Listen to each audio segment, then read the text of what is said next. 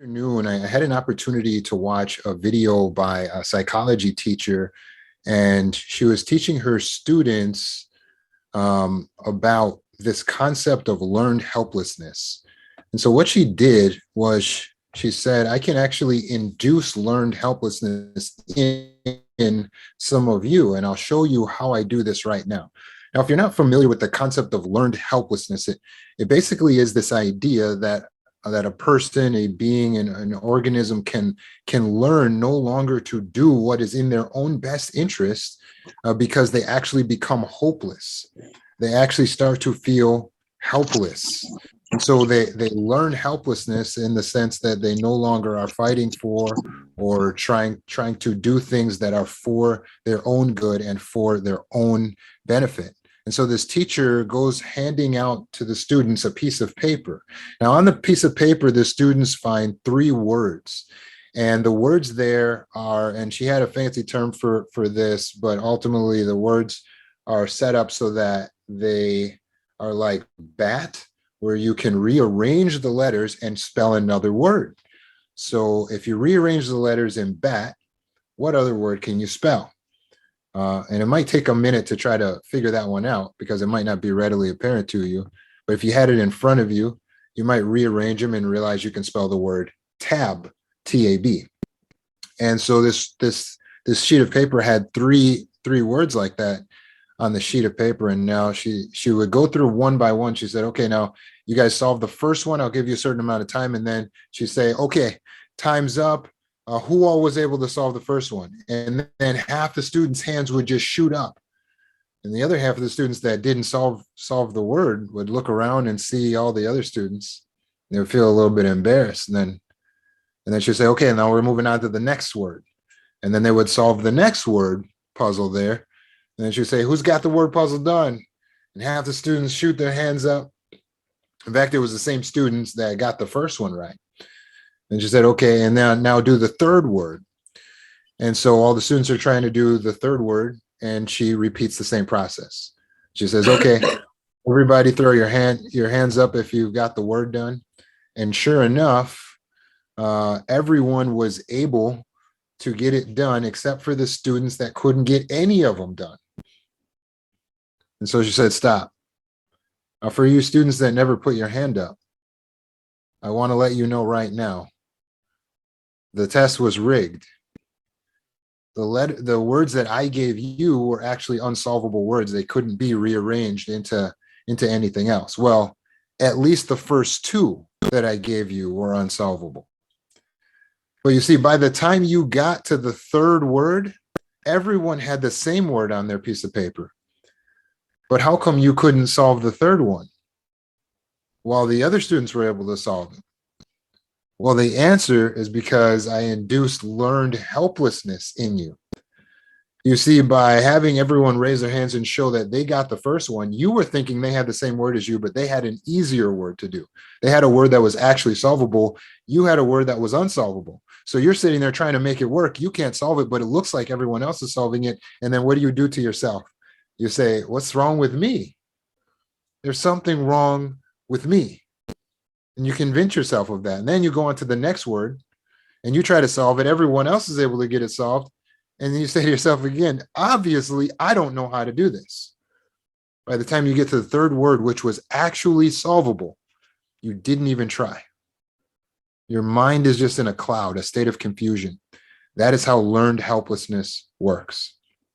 Trauma survivors know this all too well. Because for trauma survivors, when they were children, they were actually in situations with their caregivers who were bigger, stronger than them. And they learned that they couldn't ever get it right because their caregivers would always criticize. So they'd say, well, maybe if I really clean the house perfectly this time, I'll try to make the house perfect. I'll try to get everything perfect. And then they would rearrange and work really hard. And then their mom would come home and still criticize it, still find something wrong. Or they said, I'm going to get my appearance perfect. And their mother would still find something to criticize. Or they would find that their father was just always gone, absent-minded, or just not present physically, emotionally. And so they felt neglected. And they would do everything in their power to try to alleviate the pain of being neglected. But no matter what they did, they could not get their parents to love them, or they could not get their parents to validate them, to pay attention to them, to stop neglecting them, to fulfill their needs. And so what happens to a child who goes through that? They develop often learned helplessness, the belief that no matter what I do, I cannot improve my life. No matter what I do, I cannot improve my situation. I am stuck here, right here, like this. I cannot change anything. Therefore, they begin to believe they do not have power. Their mindset is, I am not powerful. Now, try to go out into this world and start a life from that starting point. Nothing I do matters. I am not powerful. I am not capable. By the way, my mom didn't love me, so I am not lovable. Likely you will not have the wherewithal, the gumption, the determination to make it through, because this world is already full of trials, because you're getting into a system where you're basically going to be competing for resources. And how are you going to compete when you don't even believe that you're worthy of being in the race? This is an impossible situation for trauma survivors. You may have heard of Pavlov's dogs, where he also learned about how to induce learned helplessness, because he would shock the dogs, which, by the way, is cruel and I don't endorse, but he was showing that through shocking dogs, they would normally jump away and get away from whatever was shocking them. But when he put them in a situation for a little while where they couldn't get away from the shock, they would learn in their mind it is impossible to escape the discomfort. It's impossible to escape the shock. And so even when he would remove the barrier so that they could easily just get away from the shocking, the dogs would not move. And they would try different things to get the dogs to get them to learn that they could get away from the shock. So they would try yelling at the dog, go, go. And the dog would just sit there and continue to get shocked. It had learned that there was nothing it could do. And they would try to show the dog and distract. Finally, they realized they had to physically move the dog's legs in order for the dog to relearn that it was capable of moving out of harm's way. Unfortunately, that is how so many of us feel as survivors of trauma. Like, it is so difficult to learn how to do what we are capable of. It is so difficult to learn how to live in our power. Would you say you're someone who lives in your power? That is, who identifies, who is cognizant of their capacity, who understands their potential and reaches out to fulfill that potential, who can see the obstacles, who can see the barriers, but sees it just as a hurdle, something to be hopped over. They see the hills, but the hills are something to climb. The walls are something to scale. They are aware that they have the ability to overcome. Are you someone who lives in your power? To live in your power means to live in your capability, to know you are capable, to live as if you are capable. But how do you develop that feeling of capability? And if you don't have that feeling of capability, can you identify areas in your life that you may be holding yourself back from because of your own learned helplessness or victim mentality? If you have a pen or paper, go ahead and jot down a couple examples that you can think of, maybe in recent history, maybe something you're going through right now, where you recognize that you're actually sabotaging yourself. You're actually holding yourself back from being able to achieve your potential because you tend to believe you can't, or you tend to feel like you're afraid to even try. You feel like you don't know how. You don't have the ability. You don't have the capability. List some things on your paper that you've told yourself you cannot do because there is no hope for you? Maybe it's something you feel scared to try. Can you think of some examples? Now, how do we develop a capability when we feel like I can't and we've just given up? Because we're not that dog anymore that was confined. The barriers have been removed. You're not the child anymore that was helpless. You're an adult right now that is empowered. The barriers have been removed.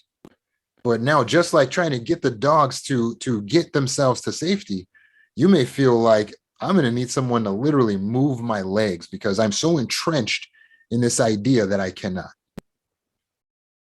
So how do you learn? How can we move your legs, so to speak, so you can learn to be capable, so that you don't feel like you should just give up? Or how can you learn how to do something when you feel like you don't know how to do it? Or how can you learn to overcome your fears when you feel scared?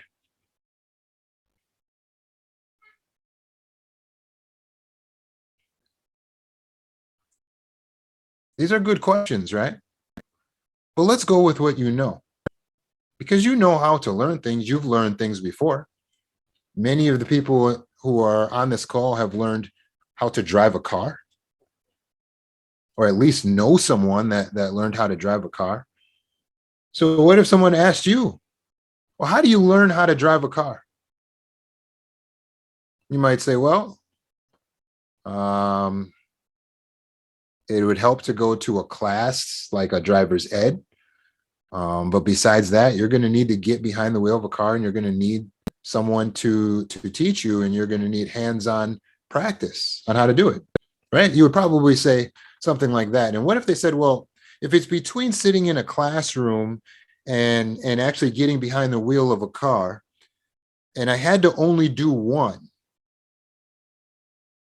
and let go of the other, what would be the one way that I could ultimately learn how to drive? What do you think? Would the person be able to just take a class on driving and actually know how to operate a vehicle? Likely you deduce that if they could only have one, and classroom discussion would be helpful, but if they could only have one, you'd want to get them behind the wheel of a car, have an experienced driver next to them, and let them learn actually by doing. Is that how we learn? By doing? Yeah. It's the best way to learn how to operate a moving vehicle. And that's how we learn to walk, and that's how we learn to talk. And whatever it is you know how to do, ultimately you learned how to do it by doing, or some type of practice, or some type of rehearsal. In fact, we see this present in every stage of life. If you take professional athletes, they are practicing and playing over and over and over again. They don't say, well, you know what?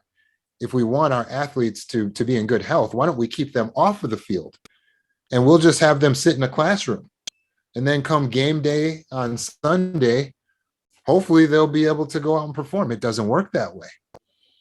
No, these athletes are going through rigorous training, constant practice, practice, practice. They're doing. That's how they learn. They don't say, well, if we want to train young men to be soldiers in our country, then we're just going to have to. Well, they don't know how to be soldiers, so let's just we'll put them off to the side, and we'll keep them cushioned and safe, and then that way they'll be strong and healthy, and then we'll be able to send them off into war. Soldiers will not learn the art of war by being safe and cushioned. They are exposed to simulations and dangers and battles. They are trained. They go through a training. They learn by doing. So how can you learn to do the things that you're telling yourself, well, I don't know how to do that because of your learned helplessness? Well, I don't know how. Yeah, I mean, I would like to be able to buy my own home or sell my home or get out of my parents' house and move into a new house or get a car or drive a car. I would like to learn how to do this, but I don't know how. How do you learn how to do something you don't know how to do? You learn it by doing it. Your old technique of holding back because you don't know how will not help you to learn how. The new technique that you must adopt, that you must write on your page, is do. D-O. Do. The more you do, the more you learn. The more you learn, the more you know. The more you know, the less you fear. You learn by doing. And then you fear less because you become more competent, more capable. And by becoming more competent and more capable, you fear less. And when you become fearless, then you're courageous, you are brave. And you repeat the cycle. You say, you know what, I probably could learn this now. Because you've done one thing, you feel like I could probably do the next thing. That's what you did when you started crawling. You weren't even thinking about running yet. You were just like, man, it would be great if I could walk. And you stood up and you started to walk, and then you started to run. You believed that you could be capable of running when you were walking. You have to do, you have to put yourself into these situations. You have to expose yourself to the adversity in order to build the strength. When you build the strength, you feel strong. And when you're strong, you are powerful. That is how you get into your power. You learn by doing. So reach out and look back at your list and write down what it is that you need to do so that you can overcome the learned helplessness, the idea that you just have to stay still and just keep getting the shocks.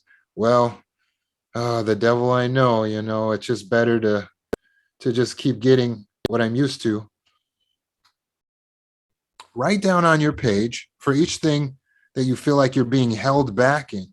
Write down what you must do. What is the action that will give you more competence, more capability, so that you're feeling more confident and more powerful, so that you can step into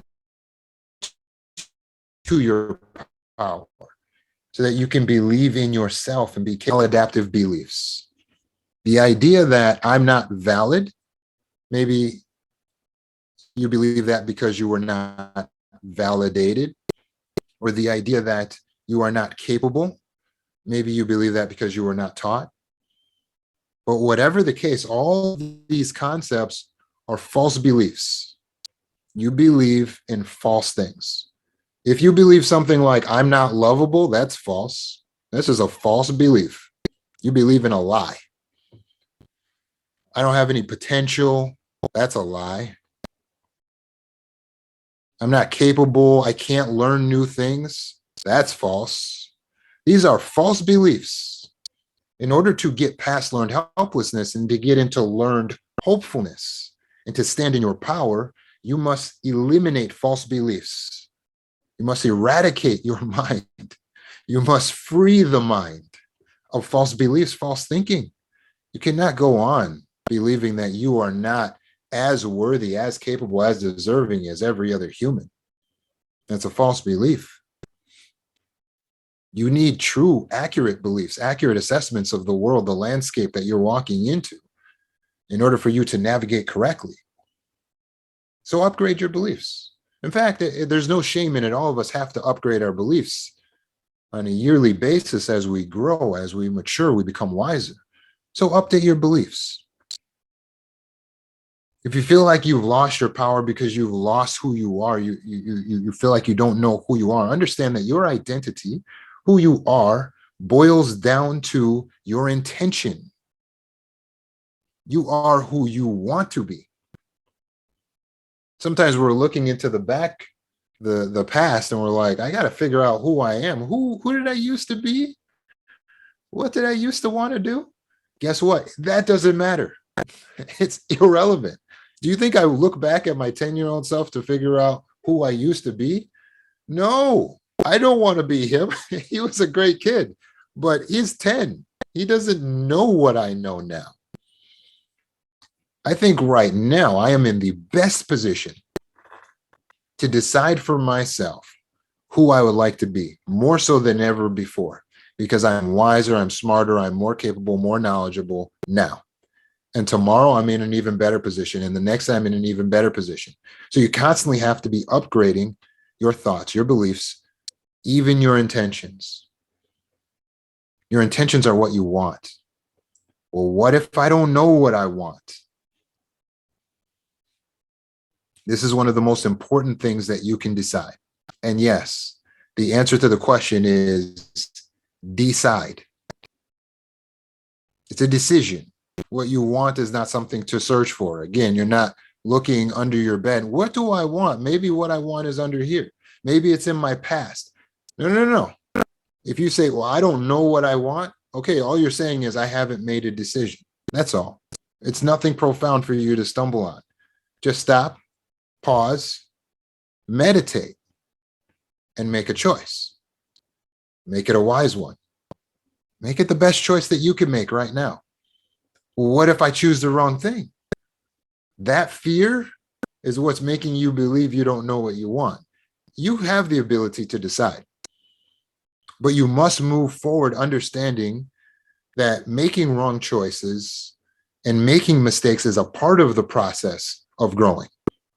Remember that everything you've done, everything you've learned to do up to this point, because some of you are engineers, you're like software engineers, right? And computer programmers, things that I have no knowledge of how you're doing that. I don't know how a computer works.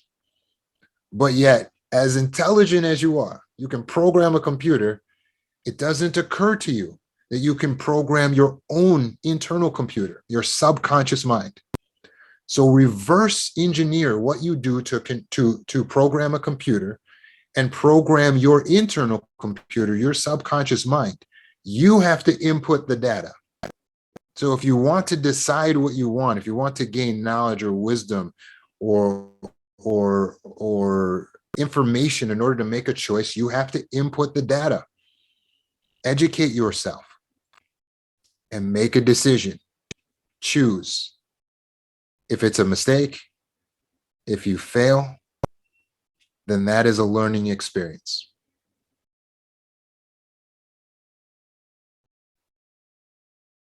And you'll make a better choice the next time.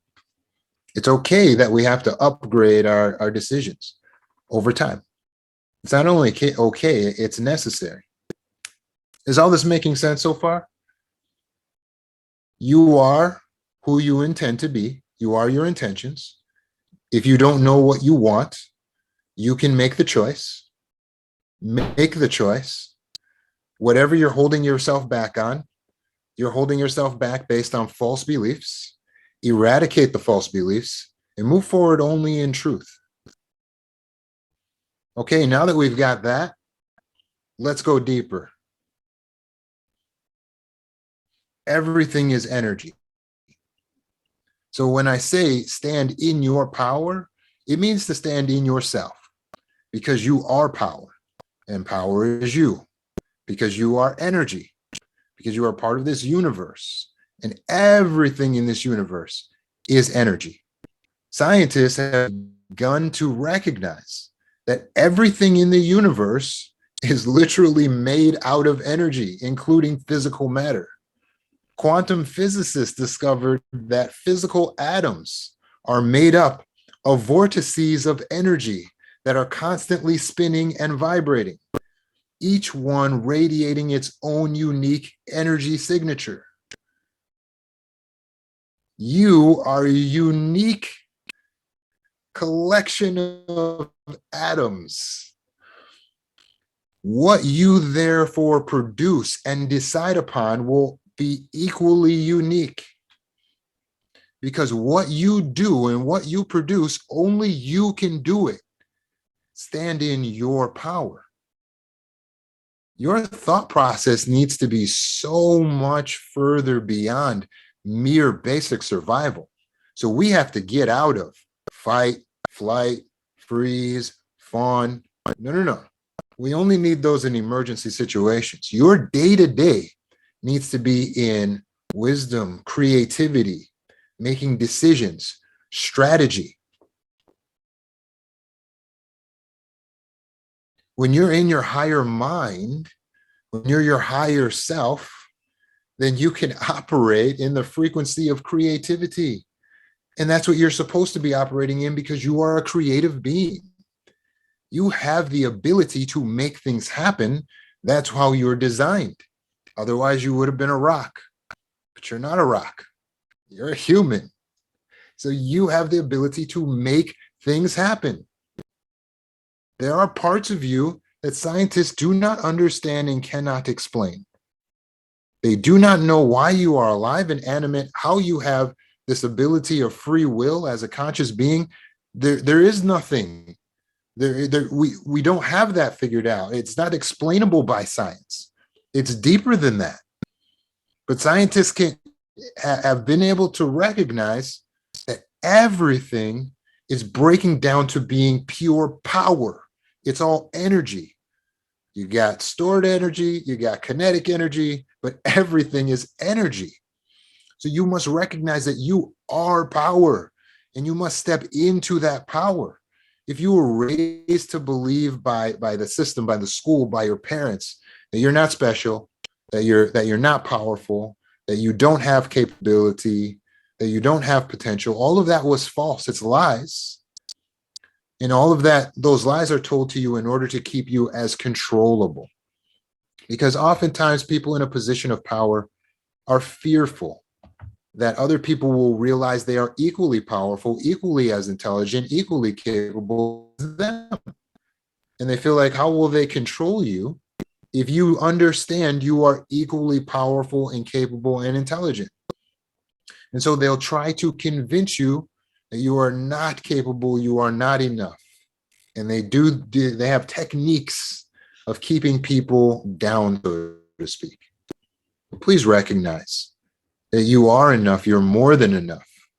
The reality is you will never be able to explore in this lifetime your full entire potential, because your potential is infinite. Your potential is great. You have something inside you that is infinite. And so while you're striving and moving toward an infinite goal to reach your potential, behind you, you're leaving a wake of construction, of beauty, of creativity. And the rest of the world is in awe. And we're saying, wow, that person is a singer. That person is a dancer. That person is a architect or an engineer. And you're accomplishing one goal after the next goal after the next goal, helping people, improving people's lives. But no one outside of you actually understands who you truly are, because everyone on the outside of you can only just perceive and base things on your latest accomplishments. Only you can decide who you want to be and continue to strive each day to be that person. And then we will say, wow, that person really is so wise. They're so smart. They're so capable. They're so loving. But you are the one who came up with the idea first. So understand that a part of what scientists cannot explain that you have is all what's going on in your brain. It's the concept of ideas. All of your ideas, all of your thoughts, they are also energy. We don't understand how, why, but we know we can transmit these thoughts by speaking to other individuals, using our voice, by writing things down. The ability to transmit thoughts is an extremely amazing power. But you must recognize that each thing that comes, each thought that comes toward you, whether it's through something you hear, someone says something, or something you see or read, all of these thoughts are energy pulling you one direction or another. So you must learn to filter out thoughts that are not helpful to the self, so that you can remain in your power and only take in thoughts that are helpful to the self. How do we do that? Again, we go back to managing the beliefs. Let me give you an example. When you believe, I am incapable of learning, in your life, you will look for confirmations of that belief. Your subconscious mind will constantly be going, trying to see how and where that's true. And then when you have a difficulty learning something, you go to school, the teacher says something, you don't get it. You're going to say to yourself, see, I'm incapable of learning things because I just had trouble learning that. And that's how your entire life will go. So you'll keep getting confirmation of that belief. When you switch that belief out and you say, you know what, it doesn't help me to believe I'm incapable of learning. I'm going to believe I am intelligent, I'm smart, and I am capable of learning. Then what will happen? You will start to see proof that you are smart and you are capable of learning. Whatever you look for, that is what you will find. And you will look for confirmation of your beliefs. The first thing that most coaches will teach you is, hey, you have to have affirmations. You have to say to yourself, I am powerful, I have the ability, I'm capable, I am deserving. All of that can help if you believe the affirmation. What it really comes down to is belief. If you don't believe the affirmations, that is not going to help you. You're just saying some words, some things, you got it written on your mirror, but you don't believe it. It's not going to help you. You need belief and confirmation of those beliefs. And you need the beliefs to be something that is helpful to the self. You see this all around you. You get a new car, and all of a sudden you see everyone on the road is driving that same car. You see the car everywhere, every day. You're seeing the car. Why? Because the car is now newly out because you bought it? No, it's just because it's always been there. It's always been on the road. It's just that now your subconscious mind is attuned to it. It's the subconscious mind recognizes this car is something important. And so when it sees it on the road, it registers. It keeps ticking. It gives you a little alert on your brain. That's how the brain works. So you have to tell the subconscious mind, you teach the subconscious mind what it needs to tick on, what it needs to look out for. So if you tell the subconscious mind, hey, look out for proof that I'm beautiful, that I'm amazing, that I'm capable, that I'm charismatic, and that I'm likable, your subconscious mind will say, aye, aye, Captain, and it will go out and it will search for proof.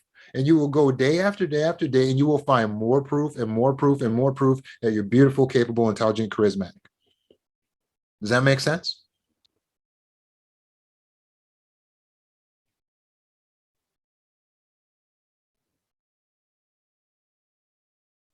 This is a really common phrase for trauma survivors. How you doing today, Isabella? Well, you know, I have good days and I have bad days. Friends, I'm telling you right now, that is false. You do not have good days and bad days. It's not accurate. It's not real. It's your perception. Believe me, all of us face challenges from day to day. And yes, some days have more challenges, so to speak, than others. But you wake up that day, you try to go to work, you get a flat tire, then you're late for work. Then that kind of throws off your rhythm that day. And then you forget an important meeting, and then you lose a client, and then you come home and your kids are mad at you or your spouse is mad at you, and you say, today was a bad day. You don't have to view it that way. That's how you're choosing to view it. Because on that same day, you realize that you did make it to work safely, and you do have a job, and you did get a lot of work done while you were in the office. And by the way, you also made a new connection with a new friend, and you also found out that you got accepted to a group that you applied to. On that same day, you made it to the grocery store in record time and everything was on sale. And you brought it home, and even though your spouse was mad at you or your kids were misbehaving, you actually nailed dinner. On that same day, there are dozens of good things that happened, but you will filter and you will notice what you have trained your subconscious mind to pick up. So if your tire went flat that day and you told your subconscious mind, oh boy, today is going to be a bad day, I have good days and bad days, and today is a bad day. If you tell your subconscious mind that, it says, aye, aye, Captain, today's a bad day. Great. No problem. I can do that. I can find a bad day for you. Not a problem. And it will show you every negative news story and event and everything bad that's possibly happening that you can possibly find. And it will dump all of that on you. You will go home like this. Oh my gosh. What a horrible day. This day isn't any more horrible than the next day. And yes, there are days where there are more events, more desirable events, or more undesirable events, but there is no such thing as a good day and a bad day. It's your perception. So train your mind to look for the abundance, the wealth, the success. I believe that things generally work out for me. I believe that people will generally like me. I believe, and then what will happen? Then you will see it. It's all about what you believe. Change your beliefs. How? Decide to believe in things that are helpful to you. I understand that there was a time in childhood where you were helpless, but that time is not now. And you have the ability and therefore the responsibility to change your life and to reprogram your subconscious mind. You have the ability and the responsibility to stand in your power. You can stand in your power by using your voice and speaking up to assert yourself calmly. You can stand in your power by remaining calm, especially while being provoked, but just anytime remaining calm, having a pleasant demeanor. You can stand in your power by working each day to fulfill just a little bit of your unlimited potential. But understand, you are pure power. You are powerful. And there is no human that is superior in worth to you. You do not need to elevate someone in your mind to be above you. You are capable. You are powerful. You have the ability to make great things happen. I can't wait to see what you do with your power.